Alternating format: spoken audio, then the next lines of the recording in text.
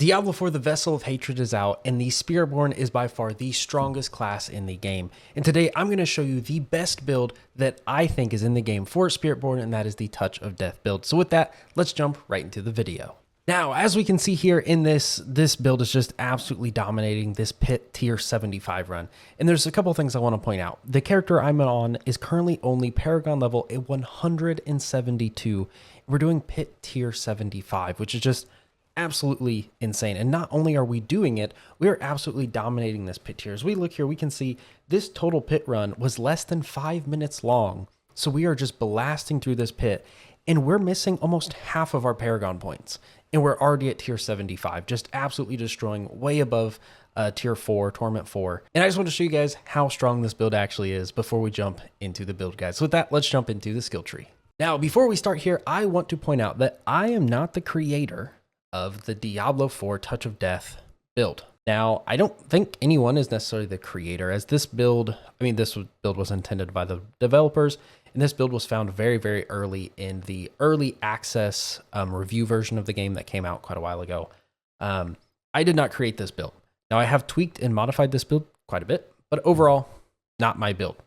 I give all of the credit to Wudijo for finding this build. Sorry if I did not say your name right. I think that's how you say it, but I'm sorry if I didn't. All the credit goes here, and I would highly recommend following the Max Roll Touch of Death Centipede in-game build guide as you level up here. Ton of useful information to describe how it works in case you forget, and overall, really, really great guide. I do change some stuff in my build. The main thing is actually going to be the pants. You can use the runic leggings of apprehension. They're great. There are a few other options that I would recommend changing, and I honestly would recommend changing out of the shell. I just don't really like this. Unique causes a lot of deaths when there really aren't needed to be any. But overall, we're going to make some changes to it. But I do want to give credit to Wujijo here. They did an amazing job here crafting this build, and they have a video down below explaining it, and I would highly recommend you going to watching it. There'll be a ton of links in the description going to his channel, to the video, to this planner, and to, of course, my planner. So with that, thank you, everybody. Let's jump into the video. All right, starting off, let's take a look at the skill tree. We put 1 point into Rock Splitter, 1 point into Enhanced Rock Splitter. We don't use this at all. It's just, get us to the next node. We don't actually use any core skills. Well, core in the name of core on the tree skills. And we only grab some passives here, Balanced and Vigorous. And then we move down here to the first skill we're actually going to grab, which is Ravager. Basically, you release attack. It basically causes your ferocity to go up, minimum ferocity to go up, so more attack speed. Your duration is a little bit longer for every kill you get, and core skills instantly dash, and all vigor generations increased by 30%, which is useful later on, as we're going to talk about. We grab quite a few passives here as Mirage, which is really, really nice. Increase our dodge chance during evade, and whenever we dodge, we gain critical strike chance. Great.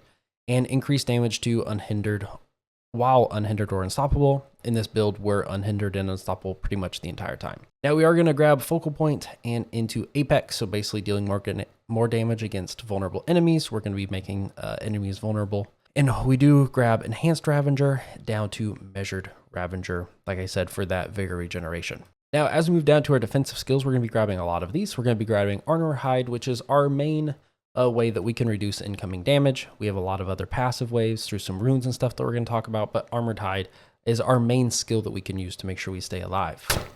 Now, counterattack, this is really important. This is going to allow us to basically ignore incoming damage for a good chunk of all of the fights. So we'll have 2 charges of this pretty much up at all times.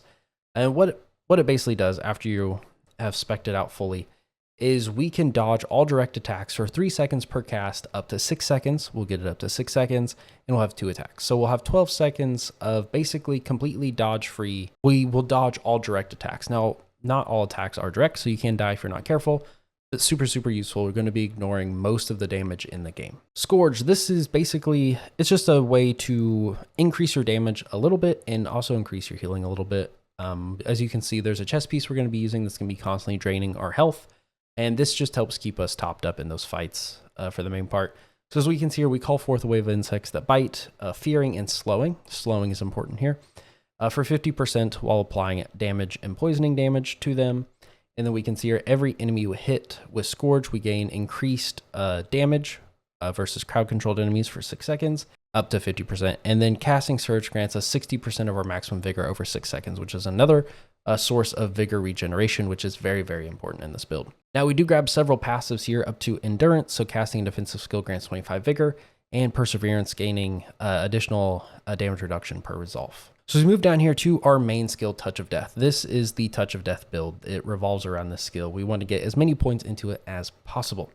So we strike an enemy, infect them, dealing damage over time, and applying poisoning damage over 9 seconds. When the infection expires, the host dies, a swarm hatches, and seeks enemies for 17 seconds, dealing 21% damage per hit. You can have 3 swarms active, and then we're going to take some passives here. So Touch of Death infection heals you for 2% of your maximum life per second, to a total of 18%, and heal any remaining swarm hatches.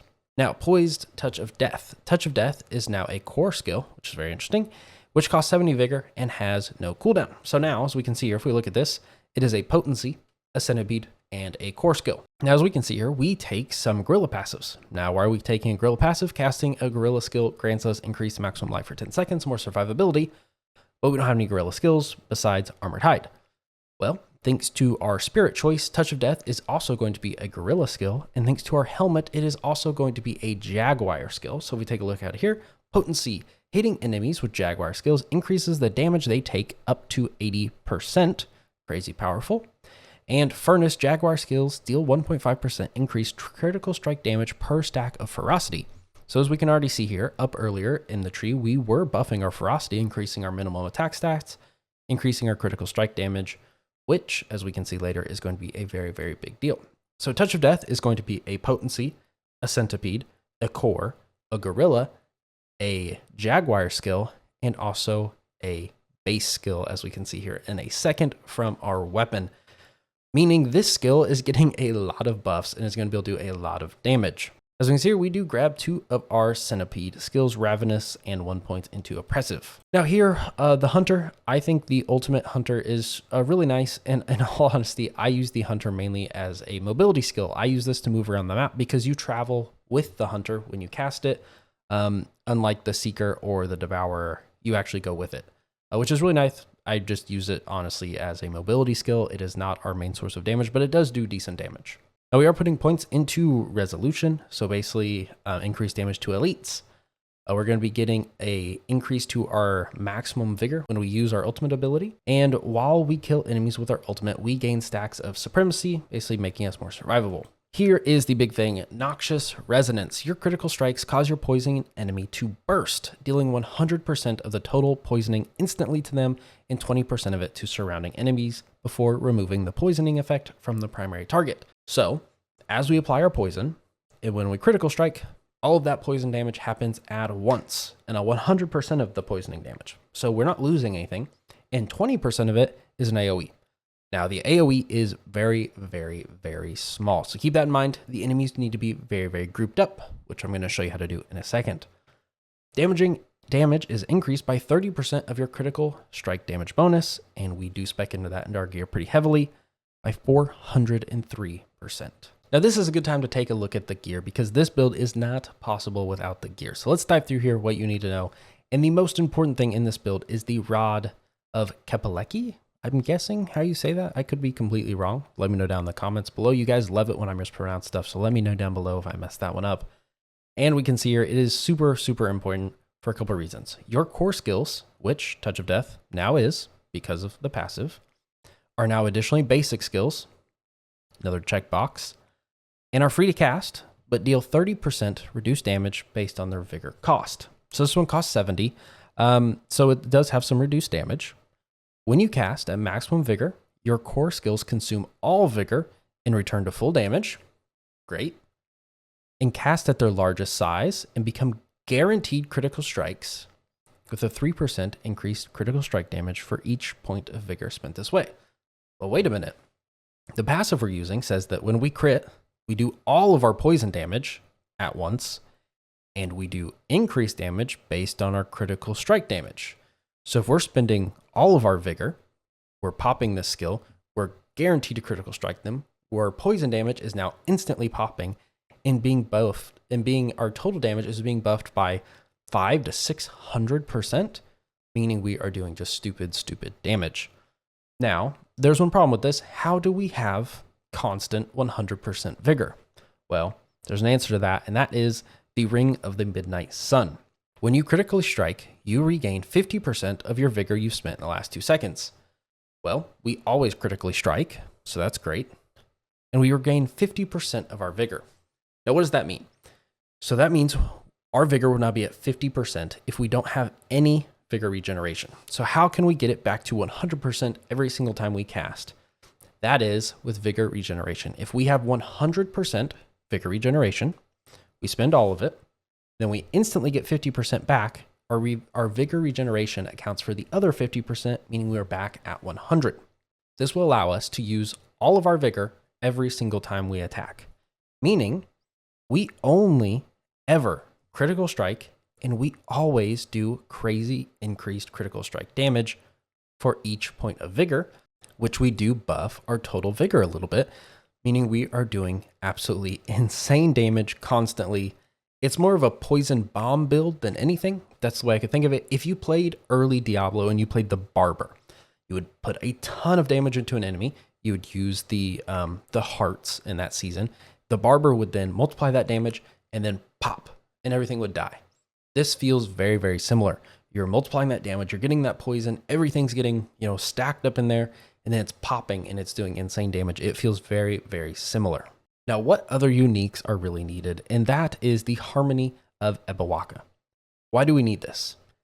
According to your secondary Spirit Hall choice, so in this case, the Jaguar, your skills are now Jaguar skills. So this skill is now a Potency, a Centipede, a Gorilla, a Jaguar, a basic skill, meaning it is taking buffs from all of those, making it incredibly strong. This is very, very important so we can use those passives later on. Now, there are a few other uniques here that are nice, but not required. The first one being the Shell. Spending Vigor heals you for 10% of your maximum life. Great, we're constantly spending all of our Vigor. Every second, your active cooldowns drain 10% maximum life from you and reduce their durations by 3 seconds. Why is this nice? Every single ability here, besides Touch of Death, is a cooldown ability. So, cooldown reduction is really, really nice because it's going to help us increase some of our runes here. And we get that cooldown reduction. Now, the bad side to this is the draining of maximum life. If you kill a big pack of enemies and then you're running to the next pack, there's a very good chance you'll be at 1 health. This shell cannot kill you. It will take you down to 1 health. And that's kind of okay, because we have so many shields and stuff built up that it's kind of fine. As soon as you start attacking again, you'll actually be way above your maximum health, thanks to a couple of our passives. So this is really, really nice. Very, very good cooldown reduction. Overall, very, very great. Highly recommend it if you get one. But if this is causing you to die, which it definitely can, you can take it off. This build works completely fine without the shell. Now let's talk about the Gloves of Unyielding Hit. So casting a Gorilla skill increases your weapon damage by 30% of your armor for 3 seconds, a maximum of 1,500 bonus weapon damage. Why is this really nice? Well, Gorilla skill, Touch of Death is a Gorilla skill. Actually, all of these are Gorilla skills because our first animal choice. And all we have to do is stack armor. Well, that sounds nice because the more armor we have, the more we can survive. So we take, in a lot of these, more armor. As we can see here, plus to armor. We're going to build our armor up to about a minimum of around 4,000 at tier 4 is what I would recommend. Try and hit 4,000 in tier 4. Obviously, in lower tiers, it's very easy to stack armor. The higher you go, the more penalties you have. But in tier 4, you want to have around 4,000. That'll guarantee that you get up to about 1,500 every single time. It will massively increase your damage. Now, Rakanos Wake. Why are we using these? When you cast a skill with a cooldown, you explode, doing fire damage. Well, we do use a lot of cooldowns, but our fire damage is horrible. So why are we using this? It's not really for the perk. This comes with absolutely amazing sub perks. Movement speed, great. Spiritborn is incredibly slow without any movement abilities. Cooldown reduction, even great. The more often we can use these. Resistance to all elements. The bread and butter of Torment 4 is amazing here. You can get this all the way up to 85% if you hit a double hit on a masterworking here. Very, very good. You're very much going to need your all resist up. And then 100% to non-physical damage, which is what we're doing. So, well, very, very good. This will make you do a tiny little bit more damage, but it's negligible. We're really getting these here. Now we have the Runic Leggings of Apprehension. Once an enemy is slowed by at least 80%, they become feared for 3 seconds, you deal 40% increased damage to feared enemies multiplicatively. We're fearing enemies a lot, almost constantly. We fear them for 3 seconds. This cooldown is 12 seconds, but in reality, you can pop this about once a second, and we're constantly fearing everybody, meaning we'll constantly be doing 40% increased multiplicative damage to them. And then we have the Soul Watch Hoop of Redirected Force. Gain increased critical strike damage equal to 70% of your block chance. Blocking doubles this bonus for 10 seconds. Well, counterattack makes it so that we constantly are dodging, which is really nice. And with this, we have an extremely high block chance thanks to everything.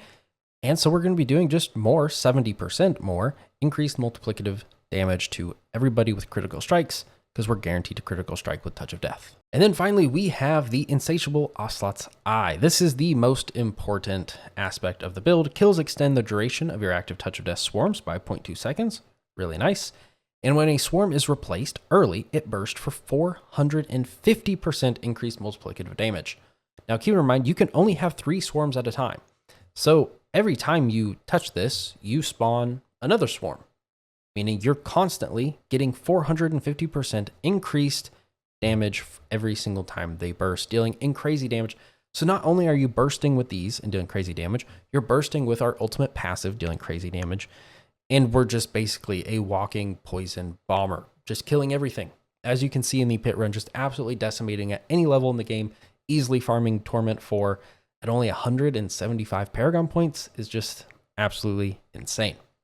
So with that, let's take a quick look at the Paragon board. So this is the Paragon board. As we can see here, we can start with Spirit, Convergence with Bane, Vicious Sealed with Canny, Sapping with Revenge, and Revealing with Colossal. A pretty simple path here. I'm not going to go through all this. You guys can come here and slot all these points yourself and just use this as a guide. But these are all the glyphs you're going to be wanting to get. I'd recommend leveling in this order to 15, and then leveling in the same order should be fine. I would do Bane before Spirit, going to 46, a little bit more damage there. But overall, you can level in this order all the way to 46 if you would prefer. Now, a final few things is, of course, we've already talked about, we are using Gorilla and Jaguar. We've talked about this many times for the reasons. Overall Ferocity for more attack speed, and we get some more damage from Ferocity. And Gorilla skills giving us a barrier and increasing our max life. Great choices overall. So that is going to wrap up the Touch of Death Diablo 4 build that you guys can use and just absolutely dominate in Diablo 4. I do think this is the best build for Spiritborn. I think this is better than the Eagle build with the feathers that's currently out there a lot. It's just more fun in my opinion, and I think it's stronger. It does more damage, can clear higher in the pit, and is overall a better build. So with that, thank you everybody for watching. I hope you guys enjoyed. I hope to see you guys in a future video.